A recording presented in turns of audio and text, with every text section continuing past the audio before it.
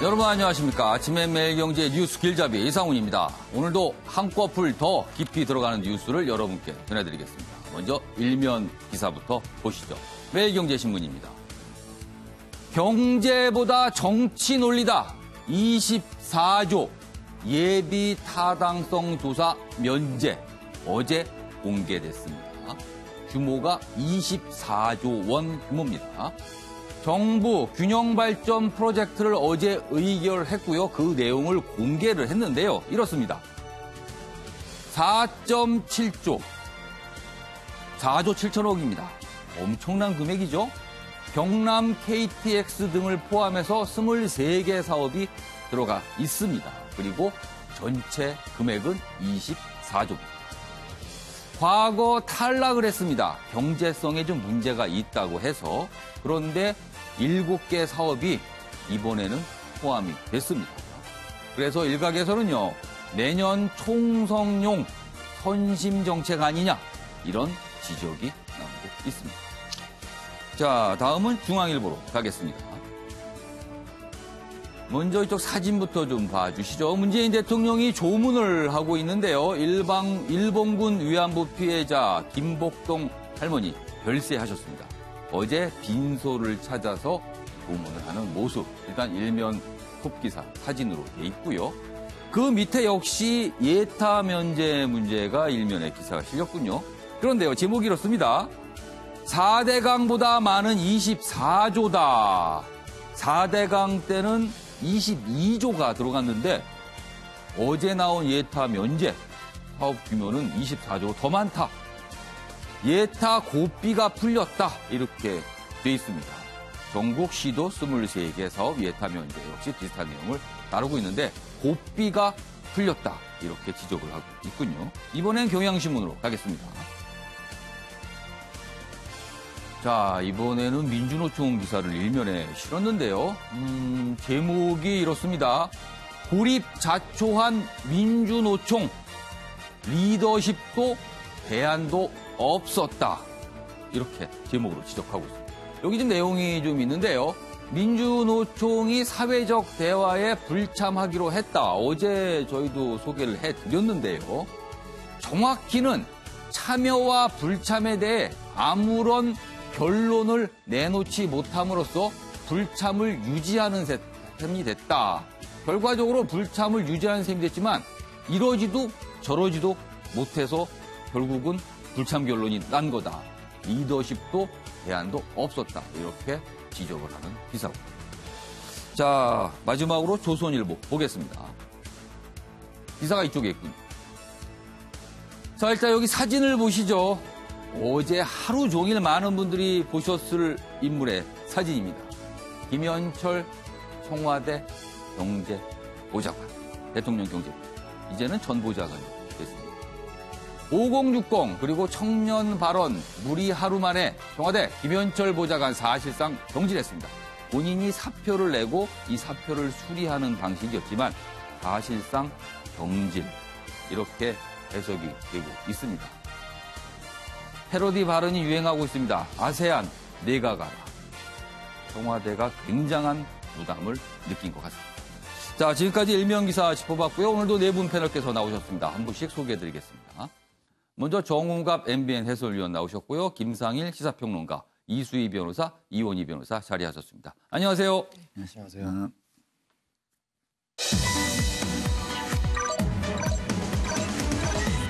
한눈에 보는 뉴스의 핵심입니다. 아침을 여는 키워드. 첫 번째 키워드는요. 김경수 KTX. 이런 말이 나오고 있습니다. 그리고요. 끝까지 싸워주게. MB 보석 청구. 마지막으로 아세안 가라 후폭풍. 이렇게 네 가지 키워드로 준비를 했습니다. 자, 그럼 첫 번째 이슈는요. 일면 기사에서도 소개해드렸지만 정부가 어제 공개한 예타 면제 사업들, 이 얘기를 좀 해봐야겠습니다. 계속 논란이 일고 있습니다. 자, 오늘 거의 모든 신문에서 일면 기사로 다루고 있는 내용인데요. 자, 첫 번째는 한국일보입니다.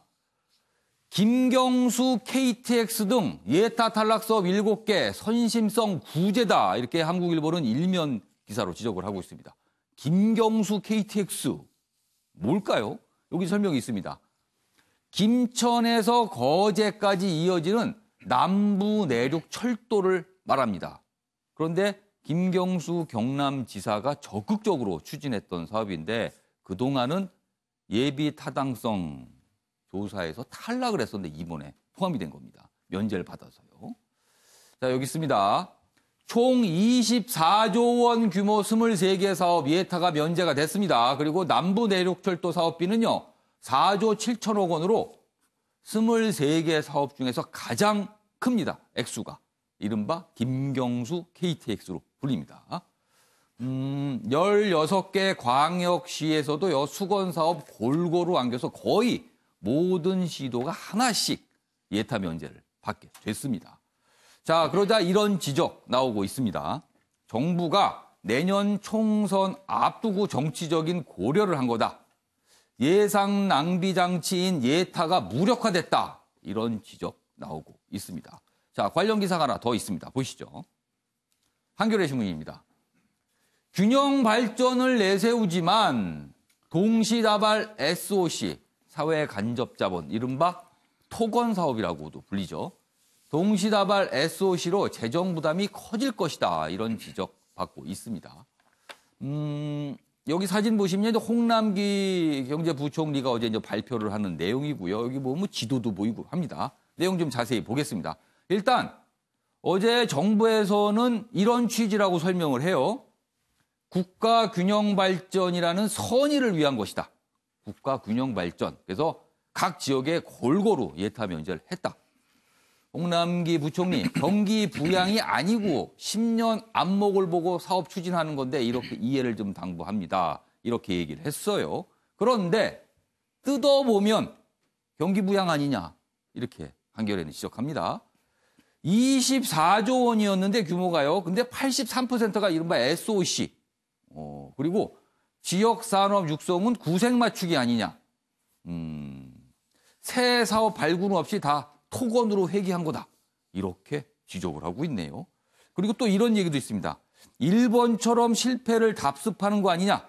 자산 거품이 꺼진 뒤 잃어버린 30년을 일본이 거쳤는데 SOC 투자 이렇게 거액으로 하게 되면 이거 나중에 뒷감당을 어떻게 할 것이냐. 이런 얘기도 나오고 있습니다. 자, 그럼 여기서요. 어제 홍남기 부총리의 발표 내용 영상으로 확인해 보겠습니다. 이에 정부는 지역의 혁신 성장판을 열어 지역 경제 활력을 제고하고 지역의 지속 가능한 성장을 뒷받치는 한편 지역을 보다 더 살기 좋은 곳으로 만들기 위한 국가 균형 발전 프로젝트를 추진하고자 합니다. 오늘 발표된 23개 사업은 최대한 2029년까지 연차적으로 추진됩니다. 앞으로 10년간 연평균 1조 9천억 정도의 국비가 소요되어 2019년 정부 재정 규모 470조 원과 비교해 볼 때 중장기적인 재정 운영에 큰 부담이 되지는 않을 것으로 전망이 됩니다. 네, 정우갑 해설위원님. 네. 어제 정말 정부의 설명대로 균형 발전 목적입니까? 아니면 많은 언론이 지적을 하고 있는 대로 총선을 앞두고 정치적 고려를 한 겁니까? 저는 뭐 두 가지 측면이 다 있다고 봅니다. 예. 지역 경제 활성화와 국토 균형 발전이라는 측면이 분명히 있는 것이고요. 예. 당연히 이런 커다란 사업에 있어서는 정무적 판단도 고려가 됐겠죠. 예. 다만 이제 우선순위를 어디에 두느냐, 경제적인 측면에 두느냐 아니면 예. 정말 뭐 선거를 염두에 둔 예. 그런 어떤 졸속 행정이냐, 예. 여기에 차별을 두고 봐야 될 부분이 있는데 저는 그 예비 타당성 관련해서 여러 이제 뭐 지적이 있을 수 있습니다만은 또 실적인 본질적인 문제도 들여다봐야 된다고 봅니다. 이게 지방자치단체 이런 데서는 엄청난 규제라고 인식을 하고 있는 겁니다. 그러니까 지금 총사업비가 500억 이상, 그다음에 예. 재정이 300억 이상 투자 그렇습니다. 들어갈 경우에는 무조건 예타를 들어가야 됩니다. 그러니까 이게 시간이 너무 걸리고 그다음에 도저히 이게 뚫을 수 없는 여러 가지 난관이라고 예. 해서 이걸 하지 말라는 하나의 그 장애물이다. 이런 식의 또 지적도 있는 것도 현실입니다. 예. 그래서 예비 타당성 조사 자체에 대해서 이번 이제 정부가 면제한 것에 대해서 여러 이제 비판에 대해서도 합리적 비판이 있습니다. 예. 면제보다는 차제 그렇다면 이걸 좀 신속하게 할 수 있는 방법이 뭐고 현실적으로 개선할 수 있는 방법이 뭔지에 대해서 고민하는 것이 저는 굉장히 효율적인 논의 구조라고 저는 생각을 합니다. 그러니까 지금 뭐 어떤 정부 예산에 대해서 예를 들면 예산을 제대로 집행되느냐, 예산하는 게 자체가 이제 효율적 집행이냐, 경제성이 있느냐, 뭐 시기라도 이런 걸 따집니다만 그걸 너무 엄격하다 보니까 아예 사업 자체가 진전이 안 되는 이런 문제에 대한 근원적으로 그럼 어떻게 보야 될 것인지 이 점에 대해서도 한번 살펴볼 필요가 있고요. 어쨌든 간에 이번에 뭐 제목 자체가 김경수 KTX 얘기했습니다만은 정치인 입장에서는 이런 비판과 지적은 아무리 해도 저는 굉장히 득이 되는. 오히려 더 도움이 될 수 있다 이런 생각이신가 보요. 우리 김경수 KTX보다는 제가 보기에는 충북 같은 경우에 상당히 뭐 이게 소위 말해서 비용 대비 편익이 여기는 0.5, 0.7이 나오는데 0.37인데도 통과가 됐거든요. 이승훈 지사 입장에서도 뭐 일간지에 막 광고도 막 하고 그러는데 어쨌든 지역에서는 상당히 그 요구하고 바라는 부분이 있는데 다만 이제 이런 게 아닙니다. 좋습니다. 지역에서 그렇게 원해서 정부에서 해줬으면은 이제 몫은 지방자치단체로 가는 겁니다. 거기에서 사람을 끌어오고 기업을 유치하는 그들이 좀 같이 해야 되는 겁니다. 근데 만에 하나 정부에서 그렇게 요구해서 예비 타당성 조사까지 면제시켜서 추진을 하는데 그것이 안 되고 정말 지금 우려대로 예산 낭비와 골칫덩어리가 된다라면 원 스트라이크 아웃제 형태로 해서 차제 거기에 대해서 문제를 벌점이라든가 이렇게까지도 정부에서 해줬는데도 문제가 생기면 그렇습니다. 이제 그런 식으로 해서 이 어떤 사업 자체에 대한 효율성을 도모해가는 이런 지혜를 좀 논의를 해야 될 때가 아닌가 이런 생각을 합니다. 이른바 저런 정책에 대한 실명제 누가 추진한 건가 그리고 누가 책임을 질 것인가를 분명히 못을 받고 일을 해야 된다. 네, 지자체가 하면은 사실은 또 여러 규제 때문에 기업 입장에서 한 발짝도 못 나가거든요. 이제 그런 문제들을 어떻게 풀면서 같이 지역 경제 활성화라든가 균형 발전을 만들어갈 것이지 이 점을 고민할 필요가 있는 것이죠. 김사일 평론가. 사실 기존의 예비 타당성 조사에는요 경제성 부분도 포함이 되지만요 균형 발전이라는 부분도 항목으로 들어가 있습니다. 그 부분까지 판단을 해서 이 사업이 가능하냐 가능하지 않냐를 판단하는 게 예비 타당성 조사거든요. 그런데 어제 정부에서는 사실 지역 균형 발전을 더 강조를 하면서 거기에 목적이 있다라고 발표를 했어요. 그럼 이 상황을 좀 어떻게 보세요?